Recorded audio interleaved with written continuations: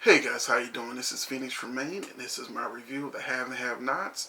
But first, if you haven't subscribed to me, please do so. But if you have subscribed, I really do appreciate it. And the Have and Have Nots, I only have a few notes. It's not even half a page. Um, Basically, on the Have and Have Nots, every one of these half a seasons, we always get a couple episodes where they spin their wheels, which means they kind of drag things out. Nothing really happens. The storyline isn't really progressed that much, and that's the episode that I just watched. Um, so I'm gonna go through this really fast.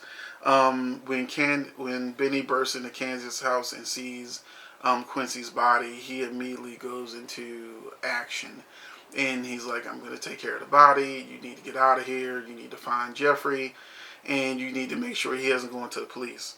So Benny has been having these moments where he gets all, thug life. Like when he ran off the road and, sabotaged Quincy's belt, when he kicked his ass.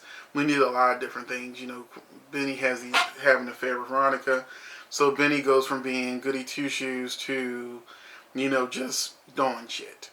And now he suddenly knows how to get rid of a body. If I was the writer, I would pretty much show that he knows all these different thugs, and this isn't the first time he's done this before. And but I don't think they would go that route. I think it would be an interesting route to show that behind Hannah's back, Benny wasn't such a goody two shoes. But like I said, I don't think they'll go there.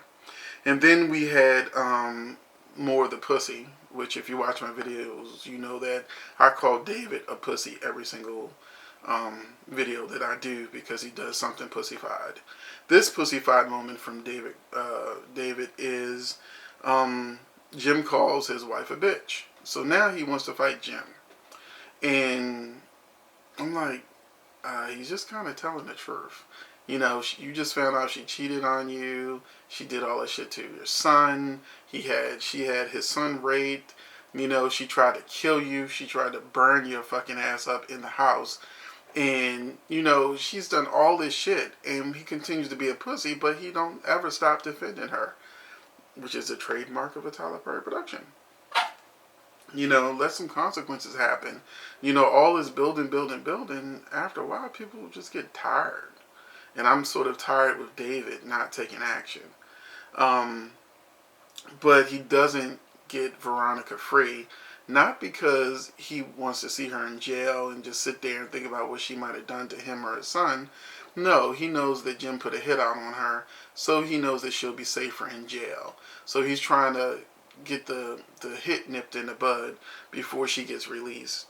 Um, David doesn't know about Veronica and Benny. He asks Maggie.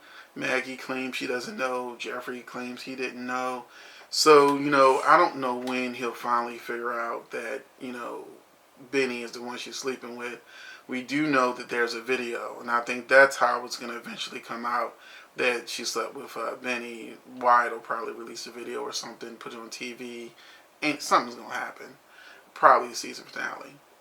And then we had Jennifer and Jeffrey. Jennifer was trying to strong arm Jeffrey into testifying against everybody, but he instead said he's not testifying against the criers, he's not testifying against his father, but he will testify against his mother. So just as Jennifer is about to throw out his plea deal, she decides, well, she can live with that. And she questions him about his father and Maggie, and he realizes that something ain't right about this conversation, and he's like, I gotta go.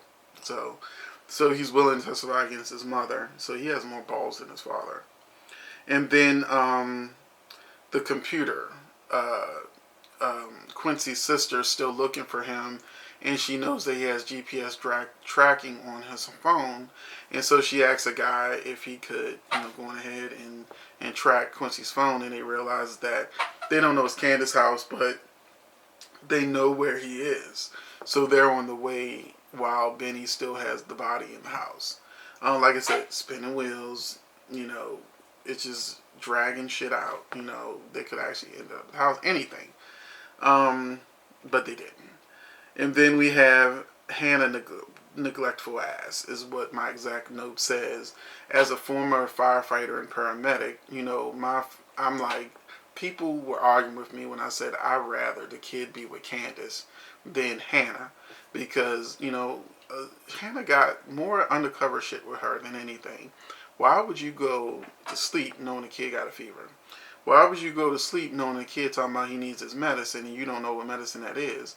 And then she catches a cab knowing she ain't got enough money to get to the hospital.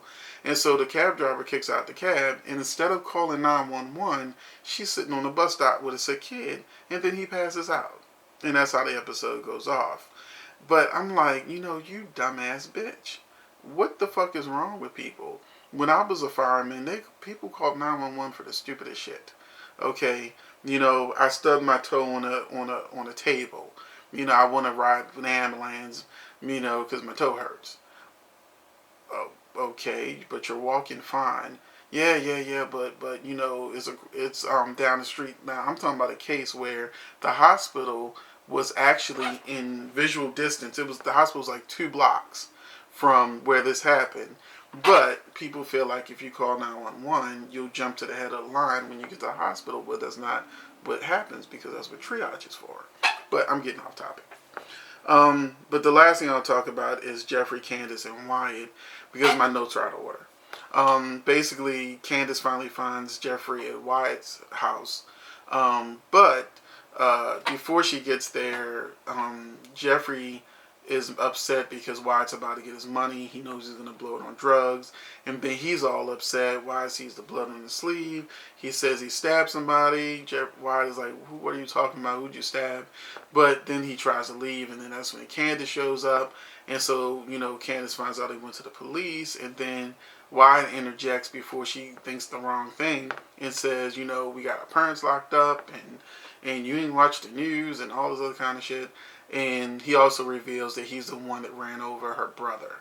So, and then in the next episode, she tells Benny that, Wyatt is the one that ran him over.